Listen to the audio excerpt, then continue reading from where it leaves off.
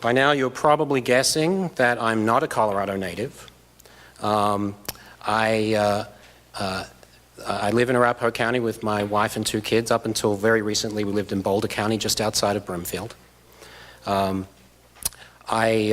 grew up in Australia and came to the United States as a young newspaper reporter.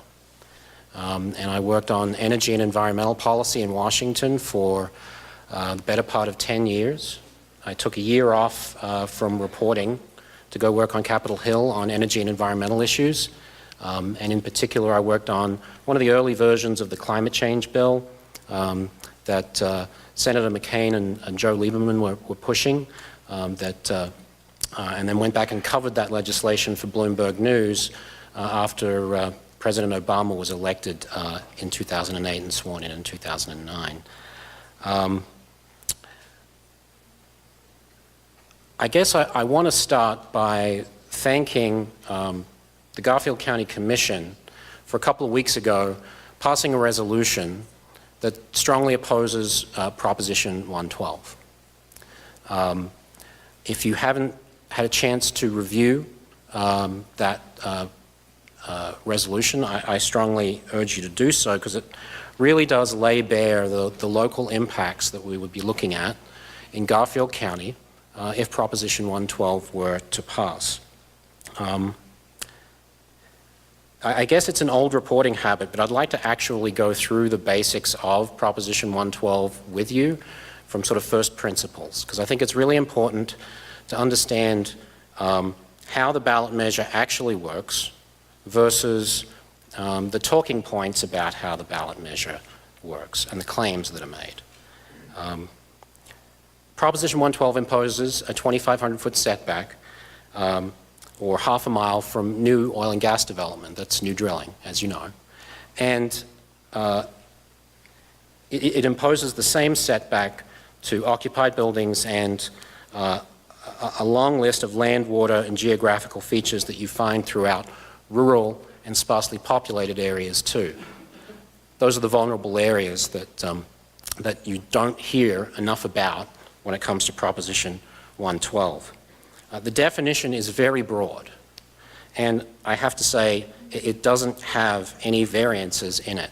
It is a rigid 2,500-foot setback.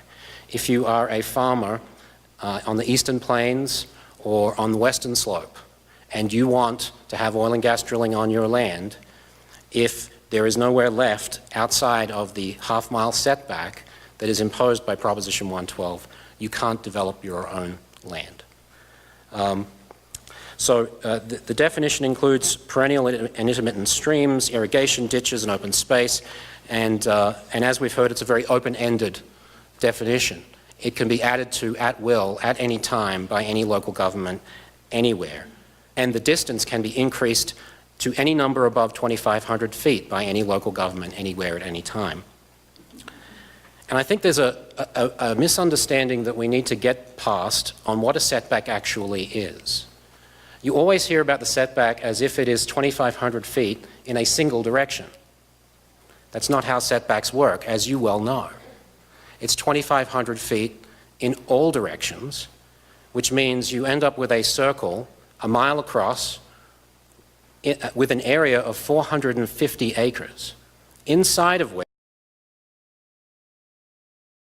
which there's a drilling ban. For scale, 450 acres is 5 times the size of Mile High Stadium and its surrounding parking lot. It's also 25 times the current standard. 25 times the current standard.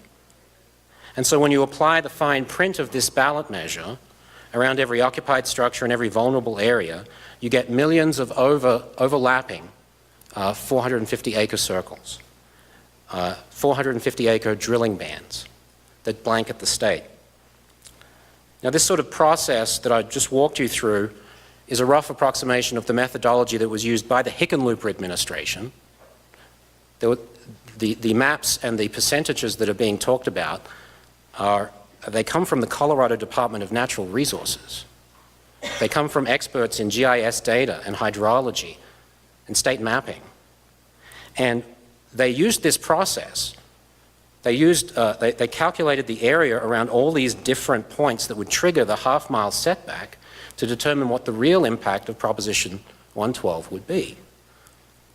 And that's where the determination that it bans oil and gas development on 85% of state and private land comes from. It comes from the Hickenlooper administration. It comes from the Colorado Department of Natural Resources.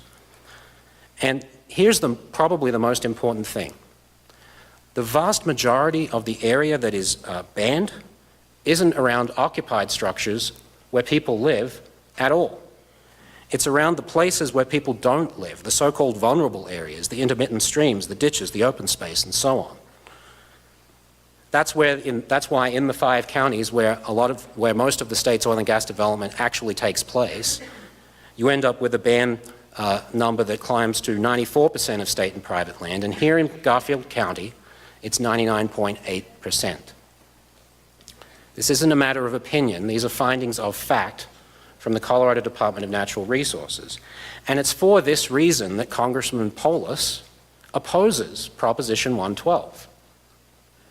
He's not a supporter of the oil and gas industry. He's not an oil and gas booster. He has clashed with the oil and gas industry for years. He's a critic of the oil and gas industry. But the findings from state experts in GIS and in hydrology and geography and mapping, their findings are so clear that even Jared Polis realizes that this is a statewide drilling ban. And he has said he opposes Proposition 112 because it would all but ban fracking for oil and gas in Colorado. That's how broad the consensus that Proposition 112 is an effective statewide drilling ban and would shut down the state's oil and gas sector. It shows you how broad the consensus really is. And the agreement between Congressman Polis, who's running for governor, and his Republican candidate, Walker Stapleton, who calls Proposition 112 an energy ban in disguise, that's just the tip of the iceberg. There is a huge and growing bipartisan coalition to defeat Proposition 112. And most of the opposition is actually coming from communities that produce oil and gas, that are closer to oil and gas than anybody else, much closer than the people in Boulder County, who are basically that's the support base for this measure. It's Boulder County and the Boulder suburbs. 2 minutes. Together with national anti-oil and gas groups, ban fracking groups like Food and Water Watch and 350.org.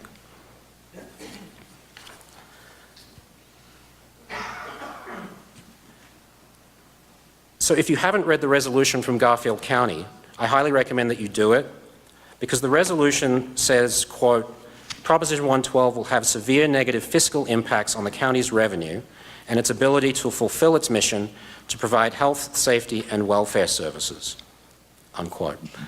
The resolution says that 50 to 75% of Garfield County's annual property tax revenue and 20 to 30% of the county's overall annual tax revenue would be in jeopardy, and that it, quote, effectively shuts down the oil and gas industry in Garfield County and the state of Colorado. The resolution also warns of funding cuts to basic services at every level due to the loss of oil and gas revenue from special districts that schools, fire departments, libraries, and hospitals rely upon. And these essential services receive the majority of their funding from oil and gas related revenues. In some cases, it's more than 90% of their budget. I can talk a little more about the statewide impacts in the Q&A, but I would close this part of my presentation by just saying that Proposition 112 is a deeply deceptive measure because it isn't really about occupied structures in residential areas at all.